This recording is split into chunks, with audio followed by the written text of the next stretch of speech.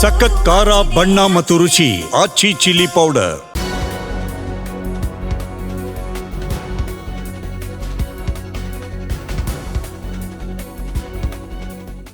Muslim ಸಮುದಾಯದಲ್ಲಿ ಕೆಲವೊಂದಷ್ಟು ಆಚರಣೆಗಳಿವೆ. Muslim ಹೆಣ್ಣು ಮಕ್ಕಳು ಪರಪುರುಷರಿಗೆ ತಮ್ಮ ಮುಖವನ್ನ ತೋರಿಸಬಾರದು, ಮನೆಯಿಂದ ಆಚೆ ಬಂದಾಗ ಹಿಜಾಬ್ ಧರಿಸಬೇಕು, ಹೀಗೆ ಕೆಲವು ಆಚರಣೆಗಳು ಇವೆ. ಅದರಲ್ಲೂ ತಲಾಖ್ ಬಗ್ಗೆ ಗೊತ್ತೇ ಇದೆ. ಇದೀಗ ಸಾಮಾನ್ಯವಾಗಿ ಕಂಡುಬರುವ ವಿಚ್ಛೇದನ ಪ್ರಕ್ರಿಯೆಯಾದ ತಲಾಖ್ ಎ ಹಸನ್ ಬಗ್ಗೆ ಸುಪ್ರೀಂ ಕೋರ್ಟ್ ತೀವ್ರ ಅಸಮಾಧಾನವನ್ನು ವ್ಯಕ್ತಪಡಿಸಿದೆ. ನಾಗರಿಕ ಸಮಾಜದಲ್ಲಿ ಈ ಪದ್ಧತಿಗೆ ಅವಕಾಶವನ್ನು ನೀಡಬಹುದೇ ಎಂದು ನ್ಯಾಯಾಲಯ ಪ್ರಶ್ನಿಸಿದೆ.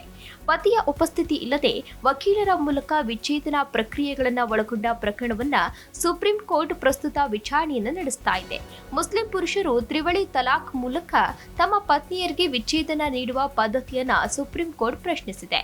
ವಿಚ್ಛೇದನ ನೋಟಿಸ್ನಲ್ಲಿ ಪತಿಯ ಸಹಿ ಇಲ್ಲದಿದ್ದರೆ ಅದನ್ನು ಮಾನ್ಯ ವಿಚ್ಛೇದನ ಎಂದು ಪರಿಗಣಿಸಲಾಗುವುದಿಲ್ಲ ಎಂದು ನ್ಯಾಯಾಲಯ ತಿಳಿಸಿದೆ. ಮುಸ್ಲಿಂ ಪುರುಷರು ತ್ರಿವಳಿ ತಲಾಖ್ ಉಚ್ಚರಿಸುವ ಏಕಪಕ್ಷೀಯ ಹಕ್ಕನ್ನ ಪ್ರಶ್ನಿಸಿ ಪತ್ರಕರ್ತರೊಬ್ಬರು ಅರ್ಜಿಯನ್ನ ಸಲ್ಲಿಸಿದ್ರು. ಈ ವಿಚ್ಛೇದನ ಪದ್ಧತಿಯ ಸಾಂವಿಧಾನಿಕ ಸಿಂಧುತ್ವವನ್ನ ಪ್ರಶ್ನಿಸಿ ಪತ್ರಕರ್ತೆ ಬೆನಜೀರ್ ಹೀನಾ ಸಾರ್ವಜನಿಕ ಹಿತಾಸಕ್ತಿ ಮೊಕದ್ದಮೆ ಅಂದ್ರೆ PIL ಹೂಡಿಕೆಯನ್ನ ಮಾಡಿದ್ರು.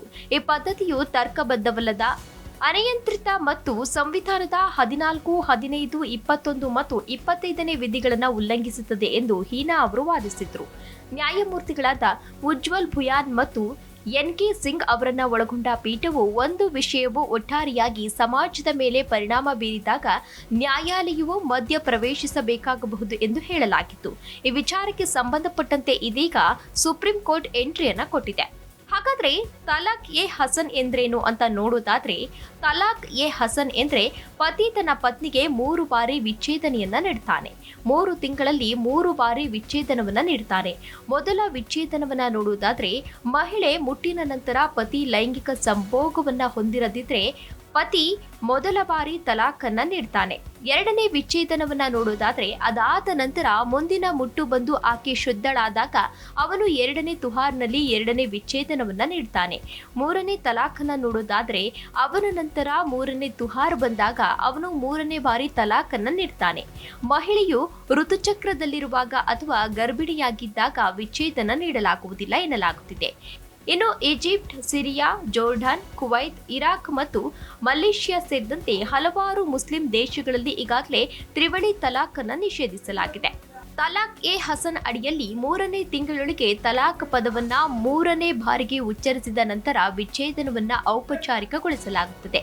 ಮಹಿಳೆಯರ ಘನತೆಗೆ ಧಕ್ಕೆ ತರುವ ಇಂತಹ ಪದ್ಧತಿಯನ್ನ ನಾಗರಿಕ ಸಮಾಜದಲ್ಲಿ ಹೇಗೆ ಮುಂದುವರಿಸಲು ಅನುಮತಿಸಬಹುದು ಎಂದು ಪೀಠ ಈಗಾಗಲೇ ಪ್ರಶ್ನೆ ಮಾಡಿದೆ.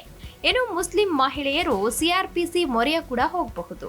CRPC ಸೆಕ್ಷನ್ 125 ಅಂದ್ರೆ ತಮ್ಮನ್ನು ತಾವು ಪೋಷಿಸಿಕೊಳ್ಳಲು ಪತ್ನಿ ಅಥವಾ ಮಗುವಿಗೆ ಆಗುತ್ತಿಲ್ಲವಾದ್ರೆ ಮತ್ತು ಅವರನ್ನ ಪೋಷಿಸಲು ಮಹಿಳೆಯ ಪತಿ ಅಥವಾ ಮಗುವಿಗೆ ತಂದೆಗೆ ಸೂಕ್ತ ವರಮಾನ ಇದ್ರೆ ಆತ ಅವರನ್ನ ಪೋಷಿಸಬೇಕು. ಹಾಗೊಂದು ವೇಳೆ ನಿರಾಕರಿಸಿದ್ರೆ CRPC ಸೆಕ್ಷನ್ 125 ಅನ್ವಯ ಆಗುತ್ತದೆ. ಆ ವ್ಯಕ್ತಿ ತನ್ನ ಪತ್ನಿ ಅಥವಾ ಮಗುವಿಗೆ ಮಾನಸಿಕವಾಗಿ ಜೀವನಾಂಶವನ್ನ ಕೊಡುವಂತೆ ಮ್ಯಾಜಿಸ್ಟ್ರೇಟ್ ನ್ಯಾಯಾಲಯವು ಆದೇಶಿಸಬಹುದು ಎಂದು ಈ ಸೆಕ್ಷನ್ ನಿರ್ದಿಷ್ಟಪಡಿಸುತ್ತದೆ. ಇಲ್ಲಿ ಪತ್ನಿ ಎಂಬ ಪದ ವಿಚ್ಛೇದಿತ ಮಹಿಳೆಯನ್ನ ಒಳಗೊಂಡಿರುತ್ತದೆ. ಡಿವೋರ್ಸ್ ಆಗಿ ಇನ್ನು ಮರುಮದುವೆ ಆಗದೇ ಇರುವವರು ಸೆಕ್ಷನ್ 125 ವ್ಯಾಪ್ತಿಗೆ ಬರುತ್ತಾರೆ. ಅಂತ ಅಂದ್ರೆ ಈಗ ಡಿವೋರ್ಸ್ ಅನ್ನ ಪಡೆದಿರ್ತಾರೆ ಅಂತ ಅಂದ್ರೆ ಆ ಮಹಿಳೆ ಏನಿರ್ತಾರೆ ಅವರು ಯಾವುದೇ ಕಾರಣಕ್ಕೂ ಬೇರೆ ಮದುವೆ ಆಗಿರುವಂತಹ ಸಾಧ್ಯತೆ ಇರೋದಿಲ್ಲ, ಆಗಿರಬಾರದು. ಆ ಮನುಷ್ಯನಿಂದ ವಿಚ್ಛೇದನೆಯನ್ನ ಪಡೆದಂತಹ ಸಂದರ್ಭದಲ್ಲಿ ಆಕೆ ಬೇರೆಯವರ ಜೊತೆ ಮದುವೆ ಆಗಿಲ್ಲ ಅಂದ್ರೆ ಮಾತ್ರ ಈ ಸೆಕ್ಷನ್ ಅವರಿಗೆ ಅನ್ವಯಿಸುತ್ತದೆ ಎಂದು ಹೇಳಲಾಗುತ್ತದೆ. ಇನ್ನು ಸುಪ್ರೀಂ ನ್ಯಾಯಪೀಠ CRPC ಸೆಕ್ಷನ್ 125 ಬಗ್ಗೆ ಕೊಟ್ಟ ಸ್ಪಷ್ಟತೆಗಳು ಯಾವ್ಯಾವು ಅಂತ ನೋಡೋದಾದ್ರೆ, CRPC ಸೆಕ್ಷನ್ 125 ಎಂಬುದು ಮುಸ್ಲಿಮರನ್ನ ಒಳಗೊಂಡಂತೆ ಎಲ್ಲಾ ವಿವಾಹಿತ ಮಹಿಳೆಯರಿಗೂ ಅನ್ವಯ ಆಗುತ್ತದೆ.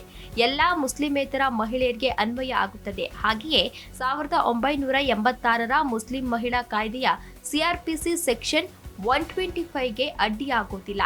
ಟ್ರಿಪಲ್ ತಲಾಕ್ನಂತಹ ಅಕ್ರಮ ಮಾರ್ಗಗಳಿಂದ ವಿಚ್ಛೇದಿತರಾದ ಮಹಿಳೆಯರು ಸೆಕ್ಷನ್ 125ನ ಸಹಾಯವನ್ನ ಪಡೆಯಬಹುದು ಎಂಬುದು ಸುಪ್ರೀಂ ಕೋರ್ಟ್ ತೀರ್ಪಿನ ಪ್ರಮುಖ ಅಂಶಗಳಾಗಿವೆ. ಅಂದ್ರೆ ಇಲ್ಲಿ ಮುಸ್ಲಿಂ ಮಹಿಳೆಯರು ಮಾತ್ರ ಇದರ ಪ್ರಯೋಜನವನ್ನ ಪಡೆದುಕೊಳ್ಳುವ ಹಾಗಿಲ್ಲ. ಬೇರೆ ಮಹಿಳೆಯರು ಕೂಡ ಅಂದ್ರೆ ಬೇರೆ ಸಮುದಾಯದ ಮಹಿಳೆಯರು ಕೂಡ ಇದರ ಪ್ರಯೋಜನವನ್ನ ಪಡೆದುಕೊಳ್ಳಬಹುದು ಎಂದು ಸುಪ್ರೀಂ ಕೋರ್ಟ್ನಲ್ಲಿ ಈಗಾಗಲೇ ತೀರ್ಪನ್ನ ಕೂಡ ನೀಡಲಾಗಿದೆ.